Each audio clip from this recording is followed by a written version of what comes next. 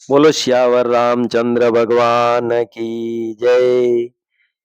कल के वीडियो में अपन ने केकई के कोप भवन में जाने व महाराज दशरथ से अपने दो वरदान जो कि धरोहर के रूप में थे वो मांगे, जिसमें पहला भरत को राज तिलक व दूसरा भगवान श्री राम को 14 वर्ष का वनवास। यह बात तो रामचरितमानस में भी लिखी हुई है व बार बार सुनने भी आती है, पर यह बात बहुत कम सुनने में आती है और मन में विचार भी आता होगा कि महाराज दशरथ ने ये दो वरदान कैकेयी को कब दिए थे। तो मैंने जो बड़े बुजुर्गों से सुना वह आपको बता रहा हूं, जिसमें आपको कोई त्रुटि लगे तो मेरी व्यक्तिगत त्रुटि मानते हुए मैं क्षमा प्रार्थी हूं, व कोई बात अच्छी लगे तो वो बड़े बुजुर्गों की कृपा समझे। महाराज दशरथ का जन्म सूर्यवंश में हुआ ही भगवान के वरदान से था। यह बात पहले आप सुन चुके हैं, नहीं सुना हो तो रामचरितमानस पूरा सुनने या पढ़ें तो समझ में आ जाएगा। तो भगवान के वरदान से जन्म होने से बहुत ही प्रतापी राजा थे महाराज जनक। एक बार देवता व दानवों का युद्ध हुआ, तो देवताओं पर दानव युद्ध में भारी पड़ रहे थे और देवताओं को लगा कि हम हार सकते हैं, तो देवताओं ने महाराज दशरथ से युद्ध में सहयोग मांगा।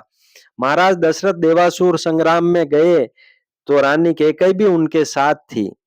भीषण युद्ध चल रहा था और अचानक महाराज दशरथ के पहिए की कील, जो कि पहिए को रोकने का काम करती हैं, टूट गई। वह रानी कैकेयी की नजर गई कि पहिए को रोकने वाली कील टूट गई है और पहिया निकल गया तो रथ से गिर जाएंगे और महाराज की जान पर खतरा आ सकता है। तो रानी कैकेयी ने उस कील के छेद में अपनी अंगुली डाल दी। पूरा दिन युद्ध चलता रहा और देवताओं की विजय हुई। पर जब महाराज को पता चला कि रथ तो कैकेयी ने अंगुली डालकर पहिए को रोक रखा था, इसलिए चल रहा था, नहीं तो कभी का रथ गिर जाता और जो असुरों पर विजय प्राप्त की वो परिणाम विपरीत भी हो सकता था। तो महाराज दशरथ ने कैकेयी की इस बहादुरी पर प्रसन्न होकर कहा, आज की विजय का श्रेय मैं आपको देता हूं और मैं आपको दो वरदान देता हूं, आपको जो अच्छा लगे वो उपहार स्वरूप मांगो। तो रानी कैकेयी ने उस समय बोला कि ये वरदान मेरे आपके पास धरोहर के रूप में है, जब जरूरत होगी तब मांग लूंगी। और बाद में महाराज दशरथ का तो परिवार ही खुशहाल परिवार था, किसको क्या जरूरत पड़े और कौन क्या मांगे, पर यह भगवान की लीला मात्र थी कि सरस्वती जी आई और मंत्रा की बुद्धि बोली कर गई। वह उसने वो दोनों वरदान याद दिलाए। वह रानी कैकेयी ने भरत को राज तिलक व भगवान को वनवास मांग लिया। अब ये मैंने जो सुना वो आपको सुना दिया, ताकि कैकेयी को वरदान कब दिए यह जानकारी हो जाए। बाकी यह सब प्रभु की लीला मात्र है।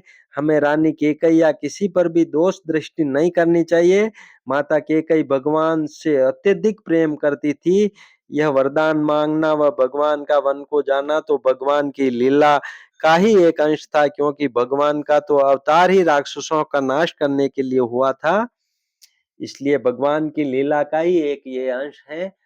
बोलो श्यावर रामचंद्र भगवान की जय। उमापति महादेव जी की जय। पवन पुत्र हनुमान जी महाराज की जय।